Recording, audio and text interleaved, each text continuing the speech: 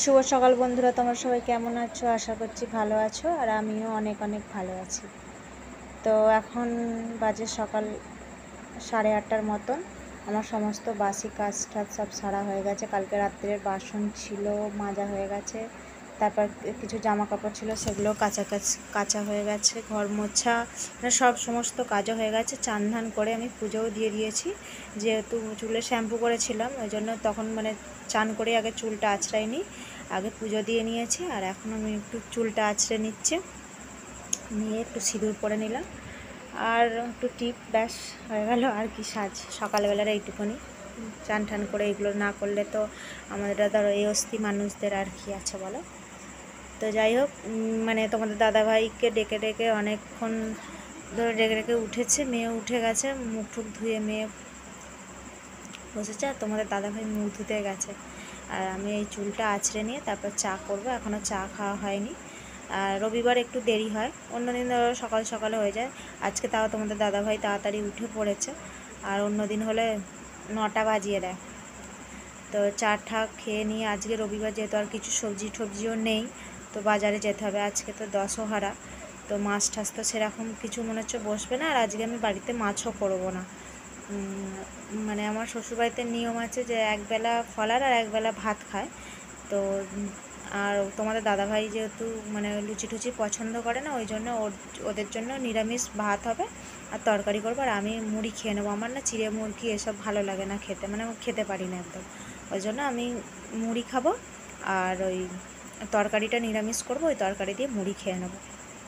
তো চলো, ওদিকে করতে করতে এখানে দেখো আমি চাও বসিয়ে দিয়েছি। চাটা প্রায় হয়ে এসেছে, চাটা ছেঁকে নেবো। তো চলো, এদিকে চা টা খেয়ে আমি বাজারে চলে গেছিলাম, তোমাদের দেখানো হয়নি। আর বাজার থেকে দেখো একটা বোতলের সেট কিনে নিয়ে এসেছিলাম। আগের বোতলগুলো খারাপ হয়ে গেছে, তো ওই জন্য এই 6টা বোতল নিয়ে এসেছি। তোমরা জানাবে অবশ্যই কেমন হয়েছে বোতলগুলো।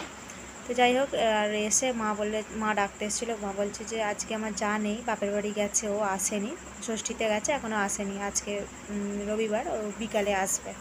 তো মা বলছে আমি পারবো না, একটু শাকগুলো আমার কেটে দেয়। আর জানো তো বন্ধুরা, পাট শাক বাছতে কতক্ষণ সময় লাগে।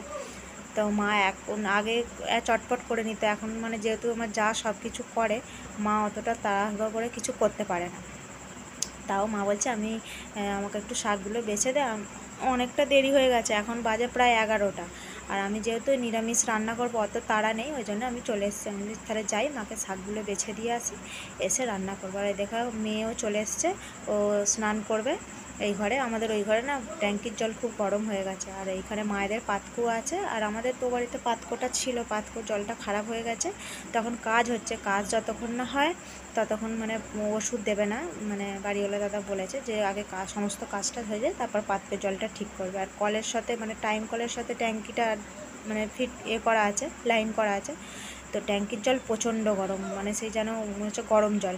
ওই জন্য চান করতে পারে না। মায়েদের তো পাতকোর জল, ওই জন্য পাতকো থেকে তুলে নিয়ে চান করবে। মেয়ে চলে এসছে, ওই জন্য এই বাড়িতে চান করা। আর দেখো 2 রকমের শাক এনেছে বাবা, কলমি শাক আর পাট শাক ভাজা খেতে খুব ভালোবাসে, একসাথে মিশিয়ে ভাজলে খুব ভালোও হয়।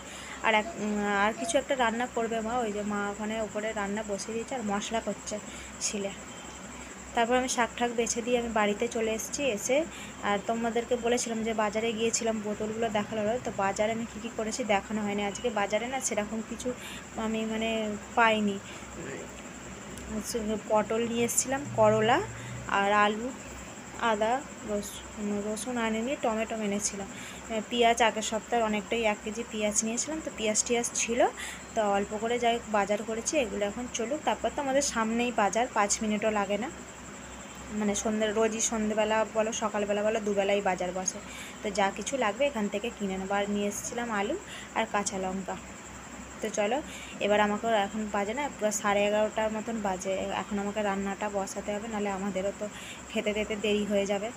আর মেয়ে তো ওখানে দেখলে চান করতে গেছে, এখনও আসেনি। আর একটা ক্যাপসিকাম নিয়েছিলাম, ওটা দেখানো হয়নি। আর এদিকে দেখো রান্না বসিয়ে দিয়েছে।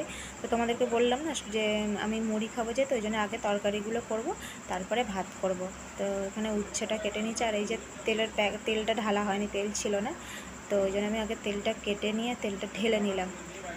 তারপরে চলো তেলটা আগে ঢেলে নিয়ে তারপরে কড়াইতেও একটু দিয়ে দেবো, কারণ এই মানে এই যে জায়গাটা তেলের এর মধ্যে না এই 1 লিটার তেলটা পুরো ধরবে না, ওই জন্য যতটা ধরলে আবার পরে ঢালবো। এখন অত মানে সময় নেই, যেহেতু কড়া বসিয়ে দিয়েছি, থাক এখন। পরে আবার একটা অন্য বোতলে, যেটা সবসময় রান্না করি সেই বোতলটা, কিন্তু ওই বোতলটা সঙ্গী হয়ে আছে, ওটাকে আগে ধুতে হবে, তারপরে ওই বোতলে ঢেলে নেবো।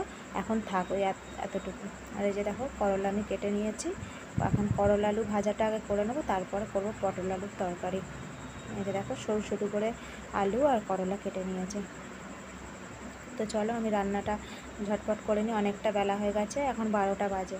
এইটা হবে, পটল আলুর তরকারি হবে, তারপরে আমি ভাত বসাবো। আর এই যে তেলের জায়গাটা, তেলটা ঢাললাম না, গায়ে একটু পড়েছে, ওই জন্য মুছে রাখলাম, নাহলে ধরতে গেলে। একবার কি হয়েছে, তেলটা এরকম ঢেলেছি আর এরকম গায়ে পড়েছে, ওটা অন্য বোতল ছিল, 1 লিটারের একটা বোতল, আর হাত থেকে স্লিপ করে পুরো তেলটাই আমার পুরো পড়ে গিয়েছিল, মানে হাফটা। এখনও দেয়ালে ছিটকে পড়েছে, তো দেয়ালটা এখনও দাগ হয়ে রয়েছে। আর দেখো এখানে কড়াইটা তেলটা গরম হয়ে গেছে, আর আমি 2টো শুকনো লঙ্কা এর মধ্যে দিয়ে দিলাম, দিয়ে করলা আর আলুটা তুলে নেবো। দিয়ে আগে করলাগুলো দেবো না, আগে আলুগুলো দেবো, দিয়ে ওর উপরে করলাগুলো দিয়ে করলা আলু ভাজাটা করে নেব। তারপরে এখনও পটল কাটা হয়নি, কাটবো, তারপর তার কথা। একা একা করতে হয়। মেয়ে এখনও ঠিকঠাকভাবে ওই পটলের খোলাগুলো ছাড়াতে পারে না, ছাড়াতে গেলে ও অর্ধেক মানে পটলের পর্যন্ত বাদ দিয়ে দেবে, ওই জন্য ওকে বলি না। আর ও আজকে অনেকগুলোই কাজ করেছে সকালবেলা, যেমন চিরুনি পরিষ্কার করেছে, তারপরে বোতল পরিষ্কার করেছে, ওর নিজে স্কুলে নিয়ে যায় সেসব বোতল টোতল পরিষ্কার করেছে, ওরটাই অনেক কাজ হয়েছে।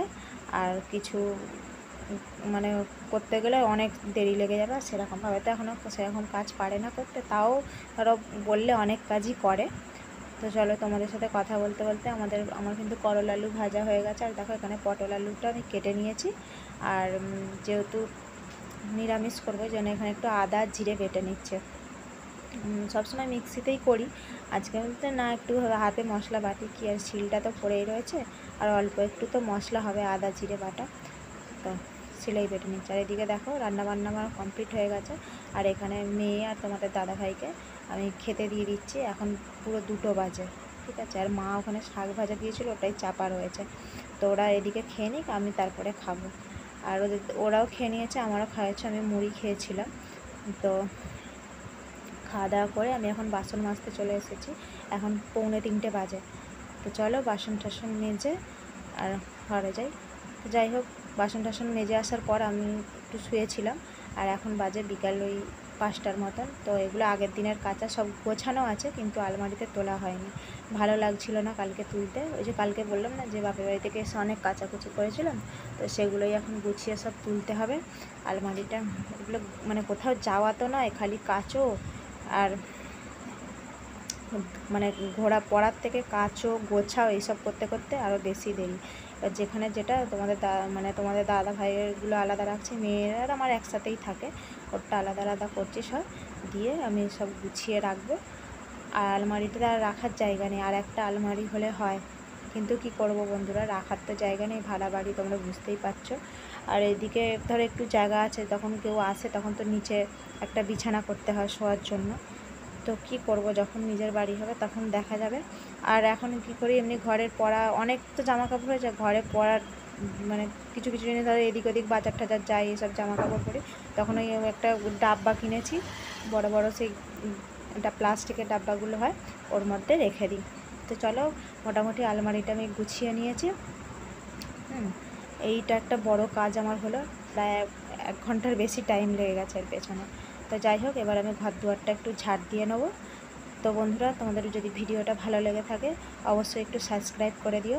আজকের মতন টাটা।